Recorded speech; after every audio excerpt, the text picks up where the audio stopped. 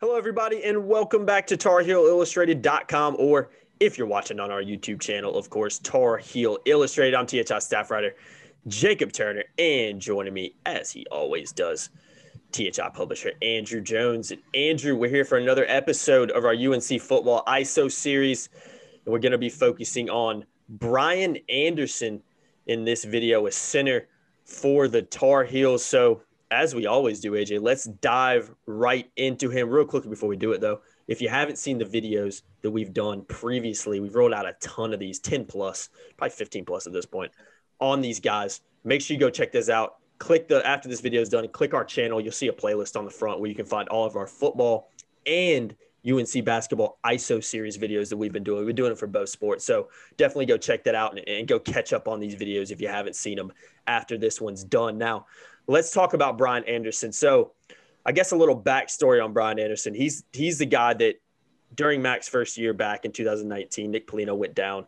Guess it was in that Miami game. And Brian Anderson was kind of thrown into that starting center position and, had some growing pains, I would say, early on, and definitely had a little bit of an adjustment period, as you would expect for a guy that had seen limited reps beforehand and was coming into a big-time environment playing for Carolina in Mac Brown's first year. But really early on, I'd say the first few games after that, I thought he really was a guy that improved as the season went on and really played better and better going in, to that bowl game victory over Temple in Annapolis. And then you look back at last season, I thought Brian Anderson was just a steady guy on that offensive line, a guy that it showed how consistent he is, showed how important he is to this offensive line. I thought he's also really emerged as a leader.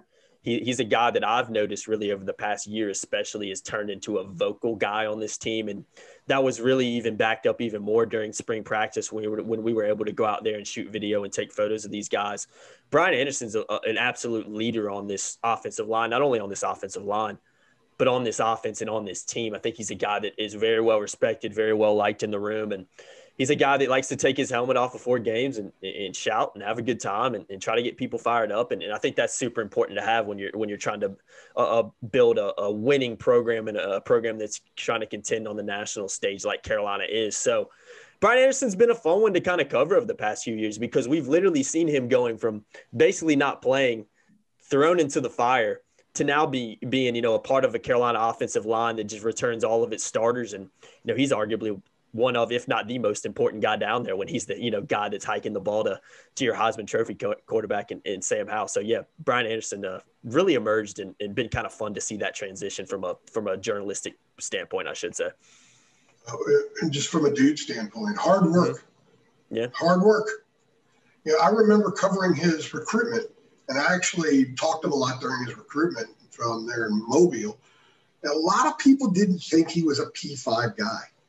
Power 5 guy, and people, our readers, a lot of our readers were.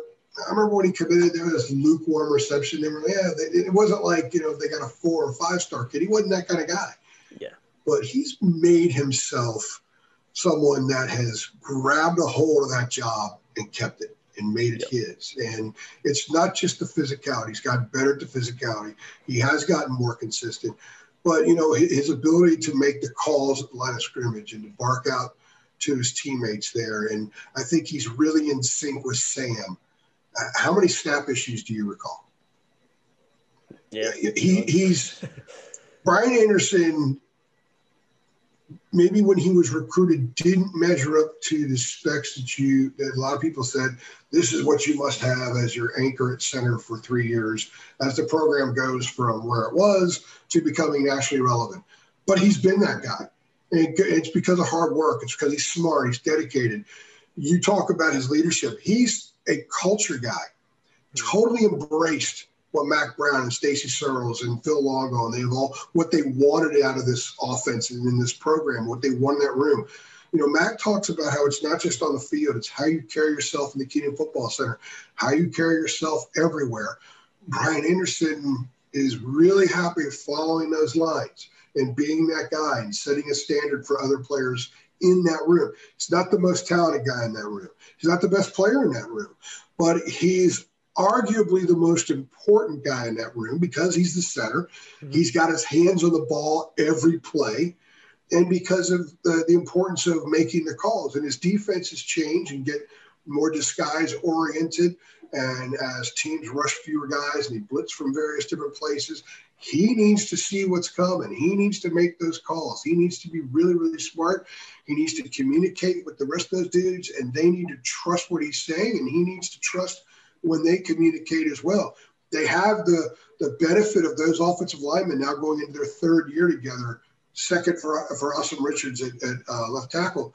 And they have such great chemistry. But an offensive line can't have great chemistry if the center isn't doing his job.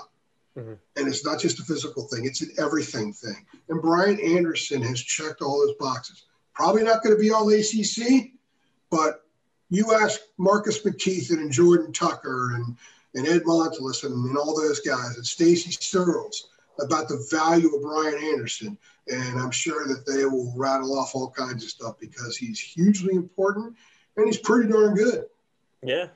No, he is. He's grown into a very consistent and reliable player for the Tar Heels, and a guy that, just gets it done when he's out there. Maybe not he's a center, so he's not a guy that you're going to, just ISO on all game or follow along hard all game, but he's just as important to that offense as anybody else. Now, last thing I want to talk to you about, Brian, before we wrap this one up, we try to keep these relatively short, of course.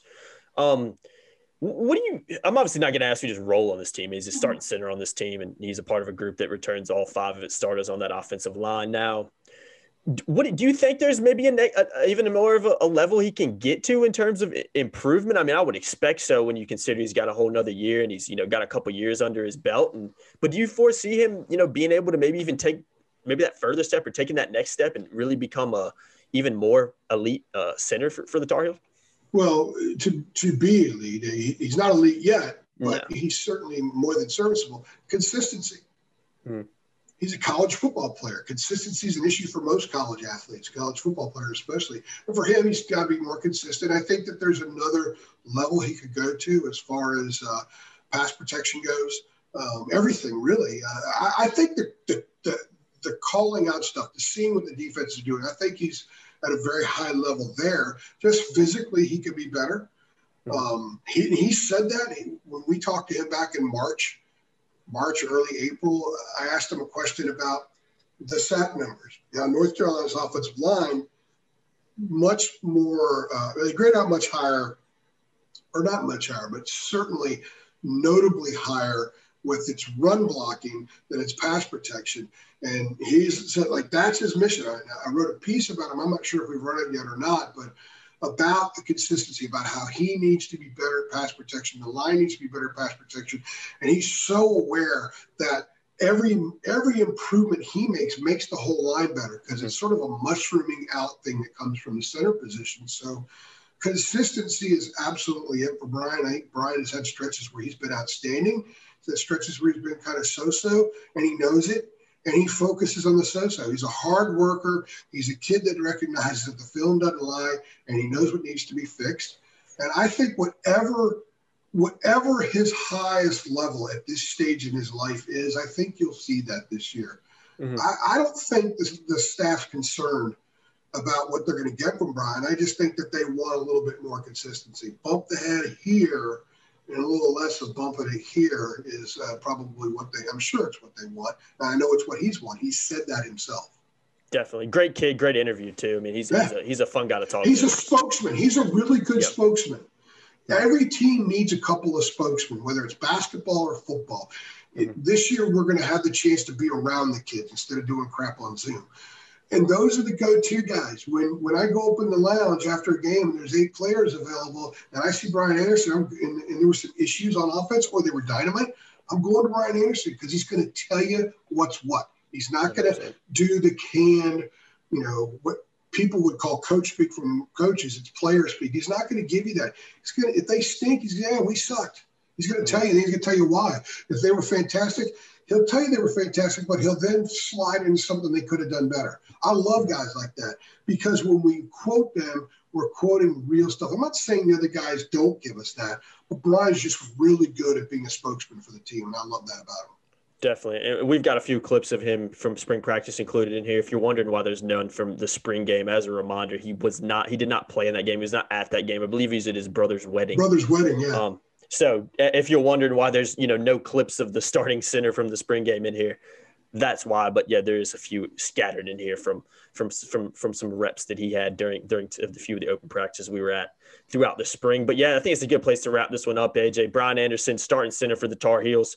If all goes well, if he can stay healthy, I think there's a lot of improvements he can still make. But I mean, he's already a pretty reliable and very well versed in what he does. So if he can take that next step, improve a little bit more with consistency, then I think there's no reason to believe he, maybe potentially an all ACC center in some respects. So we'll see how that continues to develop, and especially going into the fall and in the season. But going to wrap this one up. As always, guys, make sure you head on over to TarHeelIllustrated.com and check us out if you haven't already. Also, go check our YouTube channel out and the football and basketball ISOs that we've been running out throughout the offseason. We've been doing a ton of these. So hope you guys are enjoying them.